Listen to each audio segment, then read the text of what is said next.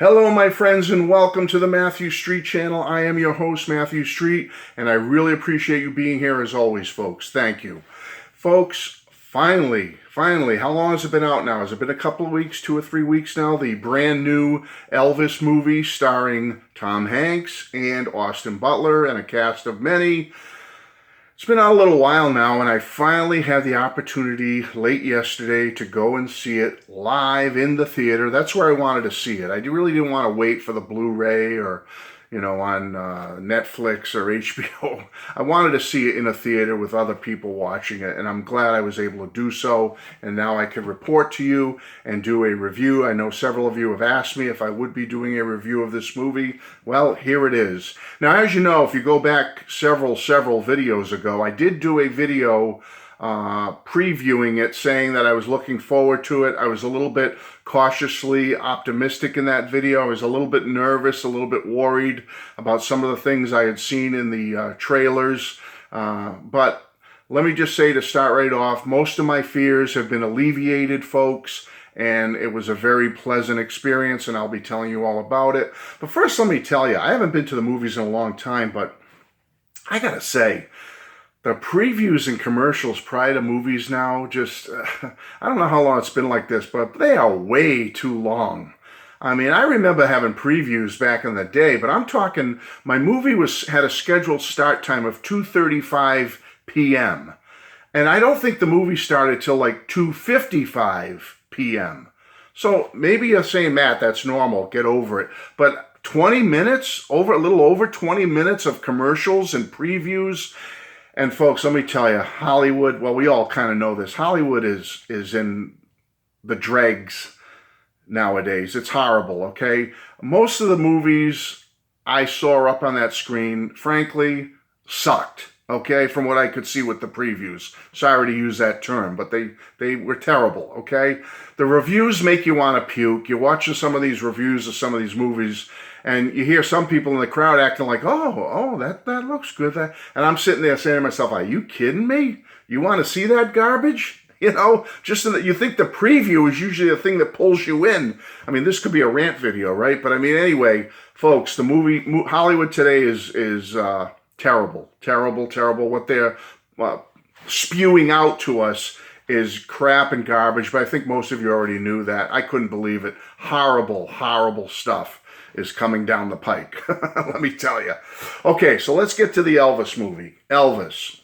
Folks, this was one it's not too often I'm looking forward to seeing a movie, but this one I was, and I'm so happy I saw it. Let me start with some basic stuff. The costume design is flawless in this movie. Perfect. Whoever was their costume designer, that team, great job. The cinematography was excellent, meaning it looks phenomenal. It's just shot so well, so beautifully. Perfect. The scenes were set up so nice. The settings, the environments looked so realistic, and they were extremely detailed. I mean, in my book, I'm sure people that are bigger Elvis fans than me will notice some things here and there and go, oh, that's a little off. But, for someone like me I'm a big Elvis fan, but I'm not into the minute details that much, I thought the scenes and the way everything was played out was perfect, very detailed. I loved it. I thought the music was top notch. I mean, obviously, of course, whenever in the later period, when they're using Elvis's actual vocals, obviously they were perfect. But I thought Austin did a fine job on the early stuff, and I'm not sure where they did some blending between Elvis and Austin, but wherever they did it, they did a good job because I didn't notice it, and I just thought the transition from early period to later period was flawless. Really good job by Austin, and obviously utilizing Elvis's voice whenever they could. Now, the Elvis songs they used, I thought they were perfect. Like, certain scenes would come up and a certain Elvis song would come into that scene. I thought it was done very well. I thought the song fit the scene perfectly. There was one scene where he's up in the top suite there at the International Hotel, and it's kind of a scene where he's in a state of loneliness and some depression, and they play Are You Lonesome Tonight very softly. Stuff like that. done very well, very great how they did that with other scenes as well, putting the perfect song, the perfect mix of it, adding it to the scene, and it really elevated your emotions quite a bit. Now, the scenes were managed very well. You felt like you were right there at the moment or the event, whether it was the hayride or whether it was him in Vegas or on stage. You just felt like, wow, like you've been thrust into the moment. You've been placed like a fly on the wall in those scenes. So done very well. Now, let's get into some accuracy stuff. Is it 100% accurate? No, it's not 100% accurate, folks. I'm not an Elvis fanatic, so to speak. You could speak to them and they could probably go into more detail about what they felt was off a little bit. But from what I know of being a longtime Elvis fan, no, it wasn't 100% accurate, but it's Hollywood, folks. So what? So what if everything wasn't perfectly accurate on the screen? They're trying to make the story more alive, more exciting, more accessible to people. They're trying to add more drama to the story, although Elvis did have a lot of drama in his real life, and they show that. But, obviously they're going to embellish some things to make it, draw people in, especially the casual Elvis fans or the casual moviegoer. They want to pull them into the story. And I think they did so very well by holding fairly true to what happened to Elvis throughout his life of fame, I should say. And so they're going to take some artistic license, and who cares? It's not a big deal. I think people who make a big deal about that, they're kind of missing the point a little bit. Enjoy it for what it is. It's a great, great story, what happened to Elvis. I mean, look at the Queen movie, for example. Was that perfect? Absolutely not. And I'm a big Queen fan. I've seen Queen live and back in their heyday. And let me tell you, I'm a fan. But the thing about the Queen movie is, no, it wasn't 100% accurate. It wasn't like a biopic, so to speak. But the positive thing is about these movies, folks, is it brings the artist back. Like, for example, in the Queen movie, it brought Queen back from kind of below the radar. Let's be honest. Unless you're a big Queen fan, not too many people were talking about Queen up till a couple of years ago. But it brought Queen back into the public consciousness.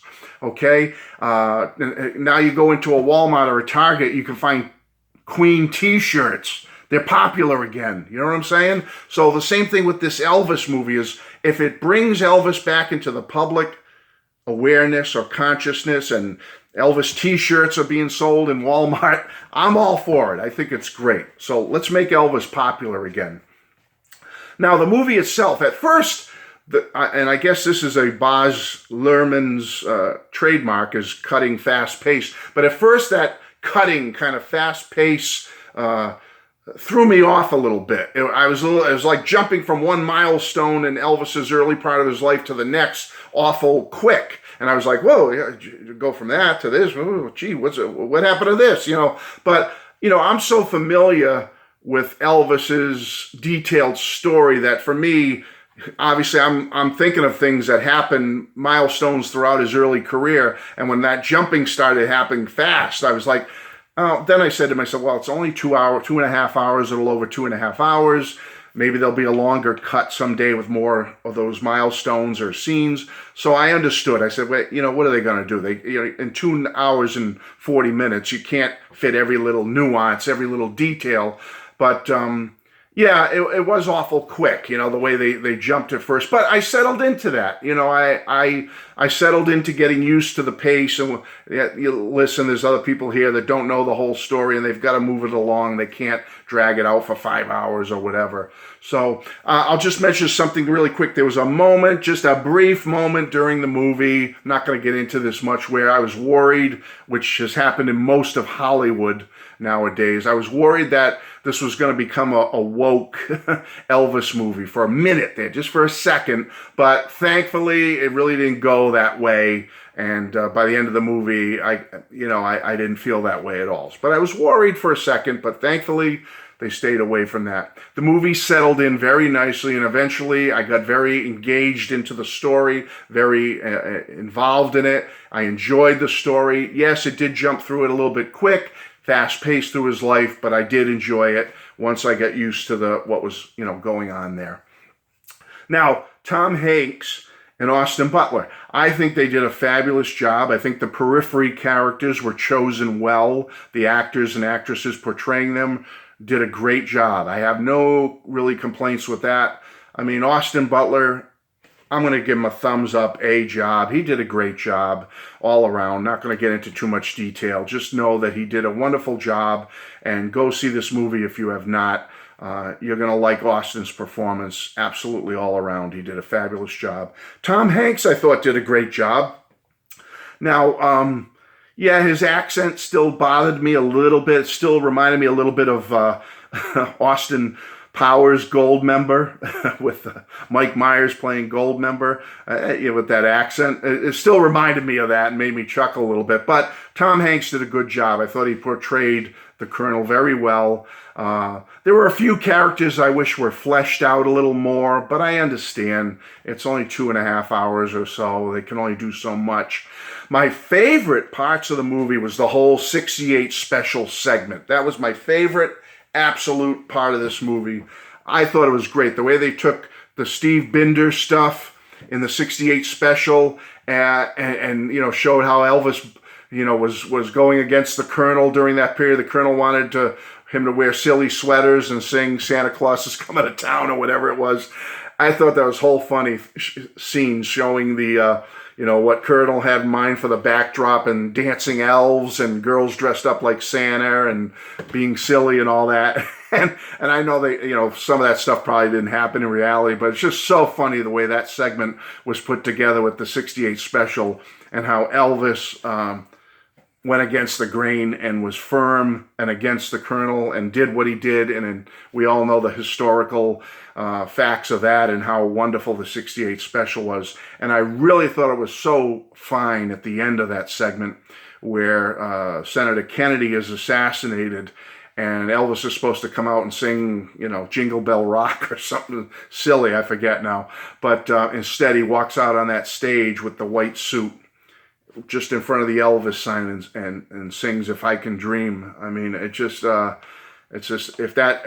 could feel a little bit of mistiness coming up in my eyes. That was a great moment in the film. And as I said, the 68 special stuff, go see this movie just for that. That's my favorite segment in the entire movie. I really, as a longtime Elvis fan, I really enjoyed this movie, folks. I thought it was a good movie. I'll give it a B+ to an A-. I really thought it was great. And I think what's nice about it is I think younger fans should enjoy this too. Newer fans to Elvis should enjoy this story as well. I mean, Elvis is just historic. He's history. He's music history. His career is historic. And he deserves to be rediscovered again. I really believe that.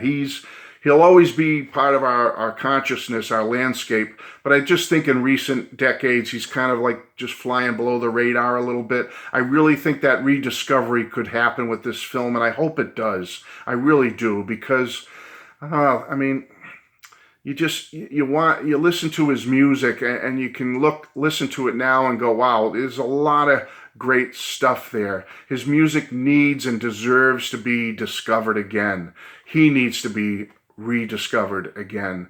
The King needs to be brought back to life, and I really believe this movie could give Elvis a leg up, get him back into the public consciousness again, and bring him to the forefront where he belongs forever, in my opinion. So that's it, folks. That's my review of the brand new Elvis movie. I hope you enjoyed this. I truly enjoyed it. As I said, you know what? The heck with the B+. I'm going to give it an A. How's that? Let's give it an A. I enjoyed it. It brought out the emotion in me. It brought out my excitement for Elvis, and I loved it. Love you all. Bye-bye.